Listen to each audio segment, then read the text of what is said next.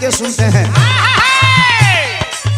ये जो गीत आपके बीच में रखने जा रहा हूँ, प्रतापगढ़ जिले के अंतर्गत पट्टी तहसील में दिनेगा गांव के रहने वाले एक ऐसे बहादुर जिन्हें पूरा पूर्वांचल सभापति यादव के नाम से जानता है। और आज सभापति यादव पर सरकार की तरफ से चौतरफा हमला चालू हो गया है। मैं बड़े अदब और सम्मान के साथ आपके बीच में इस बात को कहना चाहता हूं, याद रखिएगा, सरकार आती है और सरकार चली जाती है, लेकिन सत्ता के दबाव में काम करने वाले लोगों, आप किसी भी गांव में चले जाओ पूरे जनपद के, और किसी एक व्यक्ति से पूछो कि सभापति यादव के चरित्र के बारे में, सभापति यादव के कैरेक्टर के बारे में आज तक सफेद कुर्ते पर कहीं कालिक नहीं लगी है, कहीं दाग नहीं लगा है। और ये मेरी गीत हालांकि मुझे बहुत पहले गा देना चाहिए था, लेकिन आज भी मैं गा रहा हूं। ये मेरी गीत एक आंदोलन है, ये मेरी गीत एक ललकार है, और ये लाइन पढ़ने जा रहा हूं, आप सबका समर्थन चाहिए। कैसे? अरे जनता की आवाज है, अरे जनता की आवाज है, आवाम हिलना चाहिए, आवाज है, आवाम हिलना चाहिए, जनता की आवाज है, आवाम हिलना चाहिए। अरे जनता की आवाज है, आवाम हिलना चाहिए, सभापति यादव को न्याय मिलना चाहिए, सभापति यादव को न्याय मिलना चाहिए, सभापति यादव को न्याय मिलना चाहिए। ये हम नहीं कह रहे, मैं गायक हूं, अपनी गीत लोगों की जो जुबान है, लोगों की जो भावनाएं हैं, अपने गीतों के माध्यम से रख रहा हूं। एक सभापति यादव पर इतना बड़ा अत्याचार, कसूर क्या था सभापति यादव का, आप हमसे ज्यादा जानते हैं।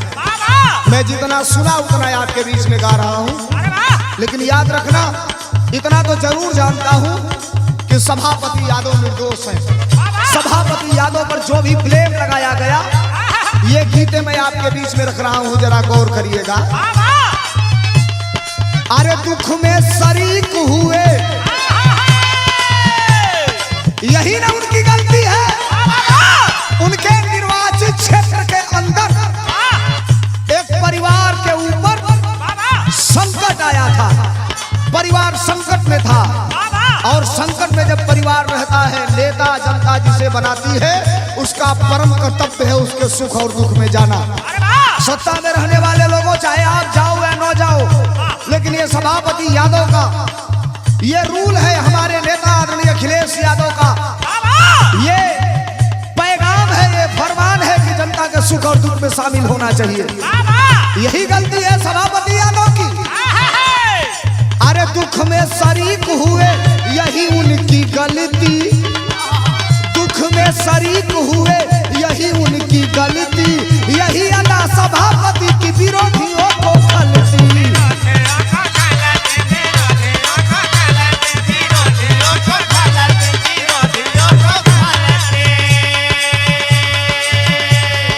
अरे दुख में शरीक हुए, यही उनकी गलती, यही अदा सभापति की विरोधियों को खलती। और सुन लो नौजवानों, कान खोल करके सुन लो,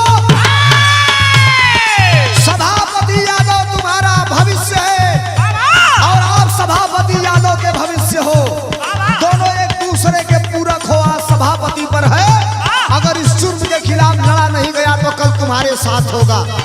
और तब याद रखना, सभापति यादव अगर आपके बीच में नहीं रहेगा तो फिर आपकी वकालत करने वाला कोई नहीं बचेगा। दुख में शरीक हुए, यही इनकी गलती, यही अदा सभापति की विरोधियों को खलती।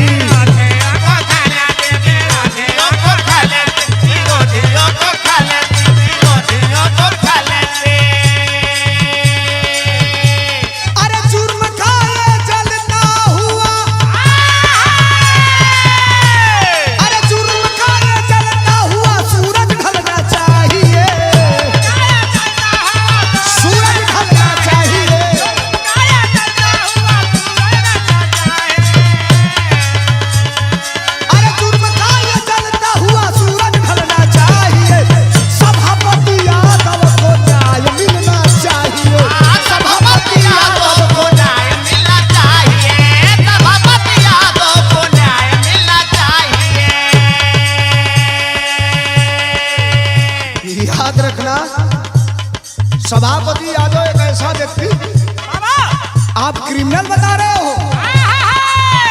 जरा पता करो तो। सभापति यादव के परिवार में 5 बीडीसी, जिसे क्षेत्र पंचायत सदस्य कहा जाता है।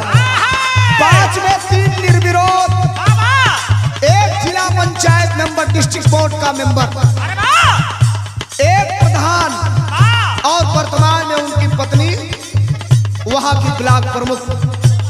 अब आप जरा बताओ, जिनके घर में 5-5 बीडीसी मेंबर हो, जिनके घर में जिला पंचायत सदस्य हो, जिनके घर में 1 प्रधान हो, जिनके घर में 1 ब्लॉक प्रमुख हो, और जो आदमी आज तक कोई पैदा नहीं है कह देगा कि 1 रुपया कहीं दलाली किए हो या किसी का 1 रुपए का चाय पिए हो। ये आपके ताकत के बदौलत सभापति इतना मजबूत है कि 24 घंटा आपका सेवा करने के लिए आपका चौकीदार बनकर आपकी चौकीदारी करने का काम करता है। और यही बात विरोधी लोगों को हजम नहीं हो रही है। वो जान रहे हैं सभापति कल विधानसभा का चुनाव होगा, अगर एमएलए हो जाएंगे, सभापति आगे निकल जाएंगे तो हमारे लिए गड़बड़ काम हो जाएगा, हमारी सीट खतरे में पड़ जाएगी। लेकिन याद रखना, ये लाइन में कहने जा रहा हूं, क्या बदले की भावना में कब तक जलाओगे? अरे बदले की भावना में कब तक जलाओगे?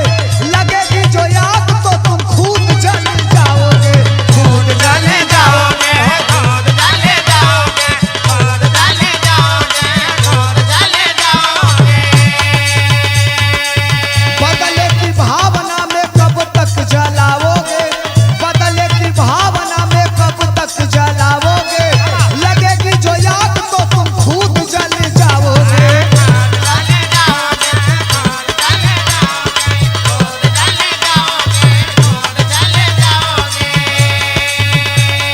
और नौजवानों, बुजुर्गों, माताओं, बहनों और सभापति को चाहने वाले लोगों, ये आंदोलन धर्मेंद्र सोलंकी आपके बीच में रख रहा है। क्या अरे नफरत से ये बनी हुई, अरे नफरत से बनी ये दीवार गिरनी चाहिए। क्या बात,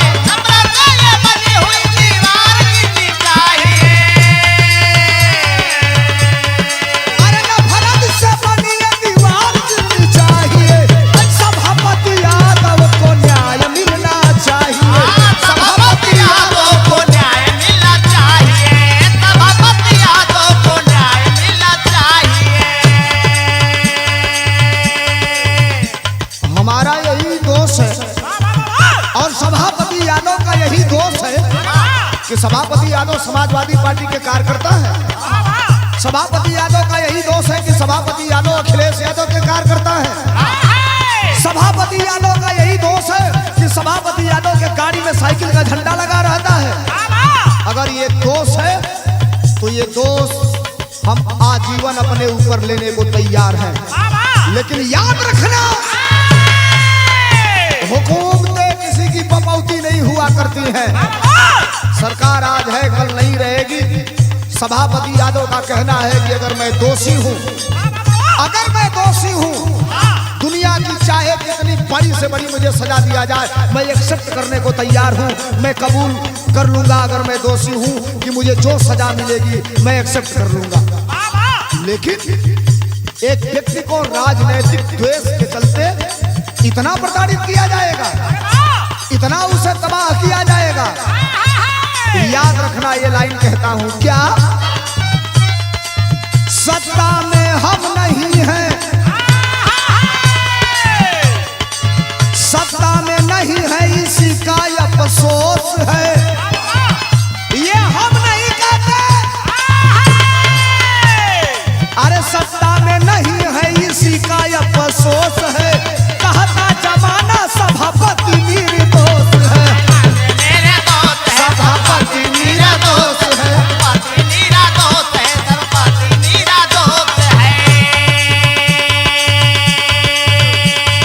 अरे सत्ता में नहीं है इसी का अफसोस है।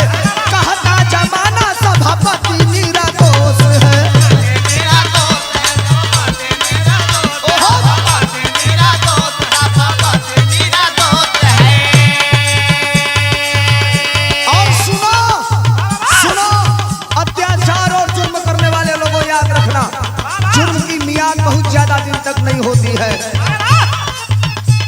अरे कभी बेकसूर पर ना, अरे कभी बेकसूर पर ना वार करना चाहिए। क्या बात?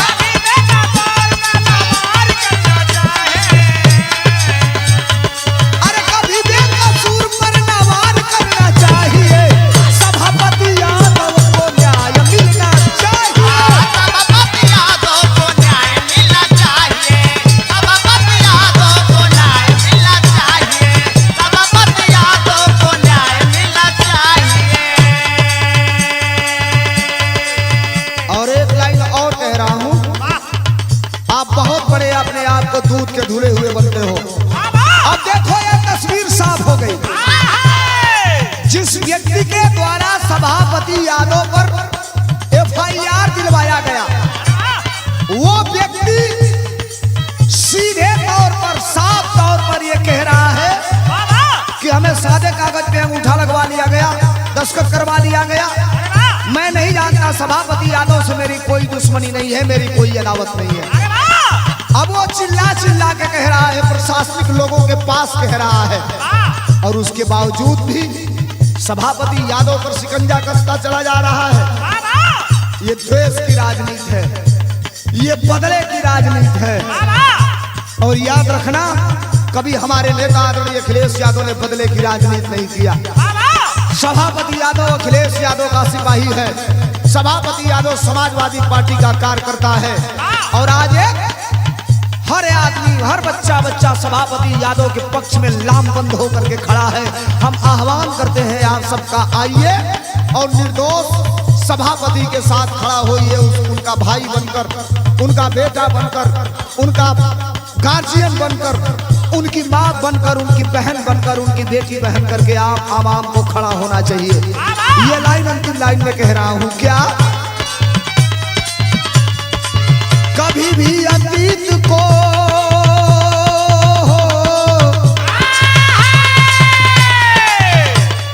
अरे कभी भी अतीत को ना जोड़ो वर्तमान से। अरे कभी भी अतीत को ना जोड़ो वर्तमान से। बनो ना मादंड, थोड़ा डरो भगवान से। डरो भगवान से हो, डरो भगवान से। डरो भगवान से हो, डरो भगवान से। अरे कभी भी अतीत को ना जोड़ो वर्तमान से। बनो ना मादंड, थोड़ा डरो भगवान से। डरो भगवान से हो, डरो भगवान से। डरो भगवान से हो, डरो भगवान से। और ये हम ही नहीं कहते, हमारे कवि कहते, आदमी कौन? अरे गया कभी सत्यता के हो। अरे गया कभी सत्यता के साथ रहना चाहिए। दया कभी सत्यता के साथ रहना चाहिए। दया कभी सत्यता के साथ रहना चाहिए। अरे गया कभी सत्यता के साथ रहना चाहिए। सभापति यादव को न्याय मिलना चाहिए। सभापति यादव को न्याय मिलना चाहिए। सभापति यादव को न्याय मिलना चाहिए। सभापति यादव को न्याय मिलना चाहिए। अरे सभापति यादव को न्याय मिलना चाहिए। अरे सभापति यादव को न्याय मिलना चाहिए। अरे सभापति यादव को न्याय मिलना चाहिए। आप सबको अगर लगता है कि सभापति यादव निर्दोष हैं, ये जमाना कह रहा है, तो आइए इस मुहिम में सभापति यादव के साथ खड़ा होइए। जय हिंद, जय भारत, जय समाजवाद।